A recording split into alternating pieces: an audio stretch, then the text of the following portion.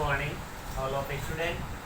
शिशु निकेतन के बैनर तले जो ऑनलाइन क्लासों का संचालन शुरू किया गया है मैनेजमेंट की ओर से, उनमें आप सभी का हार्दिक स्वागत, हार्दिक अभिनंदन।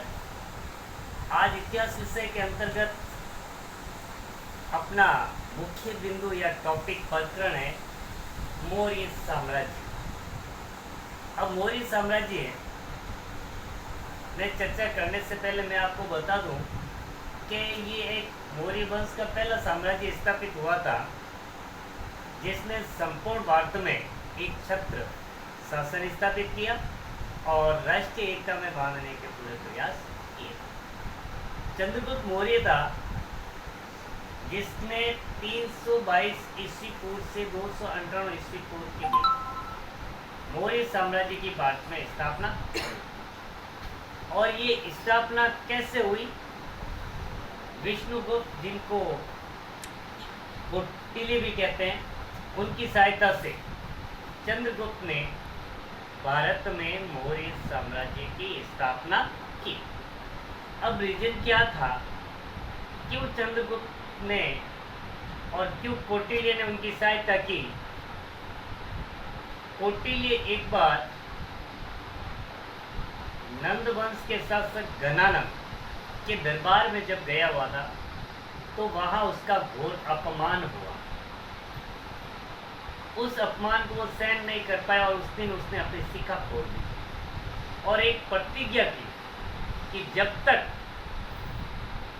नंद वंश के इस शासन को समाप्त नहीं कर दूं, तब तक शिखा नहीं बांधूंगा। उसी दिन से कौटिल्य इसी कार्य में रत हो गए कि किस प्रकार इस शासन को समाप्त किया जाए। और चंद्रगुप्त मौर्य, जो वास्तव में देखा जाए तो इनका शिष्य भी था, उनकी इन्होंने सहायता की और नंद वंश के साम्राज्य को समाप्त किया 322 ईस्वी पूर्व। अब कैसे किया? जब आक्रमण शुरू हुआ नंद साम्राज्य पर, तो सीमांत प्रदेशों पर हुआ, यानी कि मुख्य जो मगध पर सीधा आक्रमण नहीं करके आसपास के जो प्रदेश थे, पश्चिमोत्तर पंजाब वगैरह, उन प्रदेशों को जीतते हुए धीरे धीरे धीरे धीरे कौटिल्य की सहायता से चंद्रगुप्त नंद साम्राज्य पर आक्रमण करके नंद वंश को पूर्ण रूप से समाप्त करके भारत में एक नए वंश की स्थापना की थी। वो था मौर्य वंश और मौर्य साम्राज्य। इस संदर्भ में एक अंग्रेजी लेखक प्लूटार्क कहता है, क्या कहता है कि चंद्रगुप्त ने लगभग 6 लाख सैनिकों की सहायता से मौर्य साम्राज्य को पूर्ण रूप से नष्ट कर दिया। अब ये 6 लाख सैनिक मिले कैसे उनको? क्योंकि ज्यों-ज्यों सीमांत प्रदेशों पर आक्रमण हुआ, उन प्रदेशों को जीतता गया, तो उन प्रदेशों की जो सेना थी, उस सेना को अपने साम्राज्य के साथ, अपने सैनिकों के साथ मिलाते हुए चंद्रगुप्त धीरे धीरे धीरे धीरे नंद साम्राज्य की ओर बढ़ा। चंद्रगुप्त ने सबसे पहले उत्तरी, पश्चिमी और पूर्वी क्षेत्र जो सिकंदर के अधीन थे, उन क्षेत्रों पर आक्रमण किया और सिकंदर के जो भी उत्तराधिकारी थे, उनको हराकर भारत के उन प्रदेशों को सिकंदर के उत्तराधिकारियों से मुक्त कराकर उन पे अपना साम्राज्य स्थापित किया, अधिकार किया और धीरे धीरे धीरे धीरे भारत के केंद्र बिंदु की ओर बढ़ता गया। अब देखो 305 ईस्वी की बात है, मैसिडोनिया के शासक सेल्यूकस से डायरेक्ट सीधा आमना सामना चंद्रगुप्त और सेल्यूकस के बीच हुआ। इस युद्ध में, और ये युद्ध वास्तव में निर्णायक भी रहा, क्योंकि इस युद्ध के अंदर चंद्रगुप्त ने सेल्यूकस को बुरी तरह से परास्त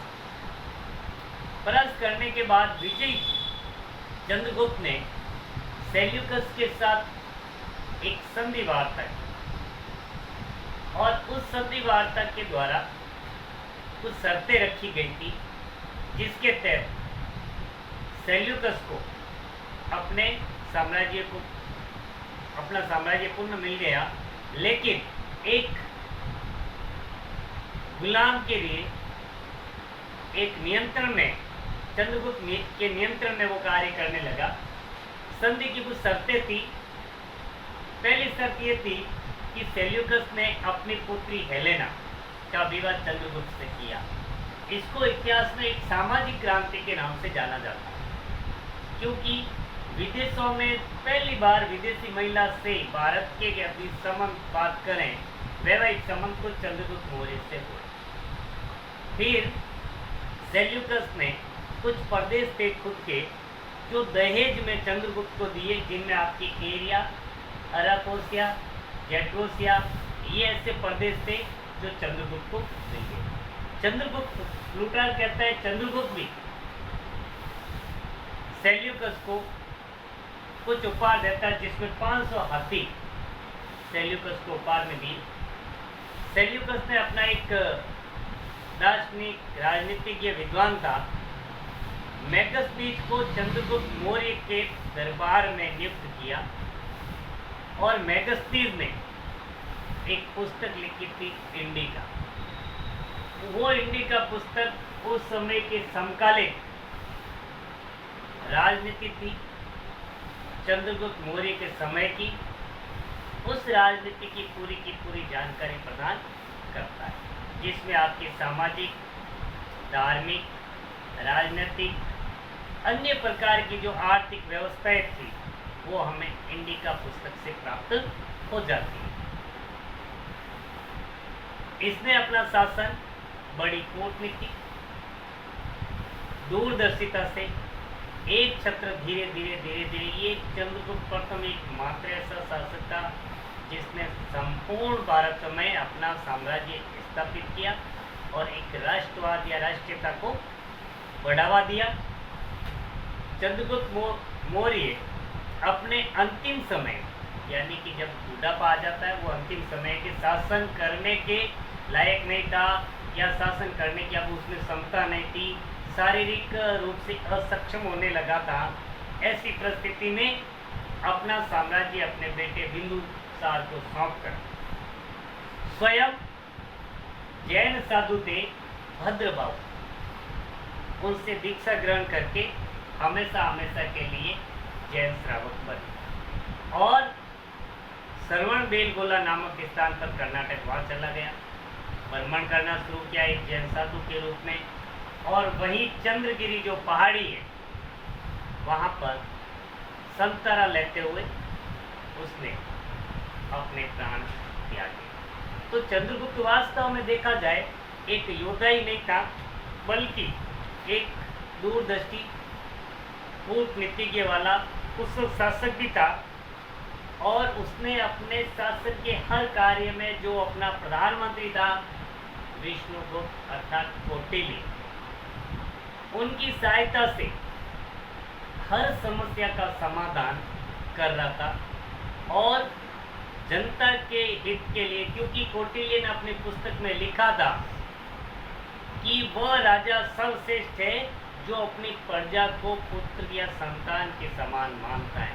तो उसी नीति का पालन करते हुए जन कल्याण के कार्य भी किए और ऐसी शासन व्यवस्था स्थापित की जो उस समय वास्तव में अनुकूल थी। उस समय ऐसी शासन व्यवस्था की मांग थी, उसी के अनुरूप चंद्रगुप्त मौर्य ने भारत में शासन व्यवस्था स्थापित की और एक संपूर्ण भारत में मजबूत साम्राज्य की स्थापना की, जो वास्तव में उस समय के बाद एक छत्र सम्राट की जो नीति होती है और दिग्विजय की नीति होती है वहीं से शुरू हुई थी और संपूर्ण भारत को एकता के सूत्र में बांधा। और उसके बाद उसका जो बेटा था बिंदुसार, उसने भी इसी नीति का पालन करते हुए शासन स्थापित किया। बिंदुसार को अजात शत्रु भी कहते हैं। इसके बारे में हम अध्ययन कल करेंगे। आज अपने इनके कुछ सवाल है जिनका आपको आंसर करना है। प्रथम सवाल है आपके, मौर्य साम्राज्य की स्थापना किस प्रकार हुई? दूसरा मेगास्थनीज कौन था? तीसरा सेल्यूकस व चंद्रगुप्त मौर्य के बीच हुई संधि की शर्तें लिखिए।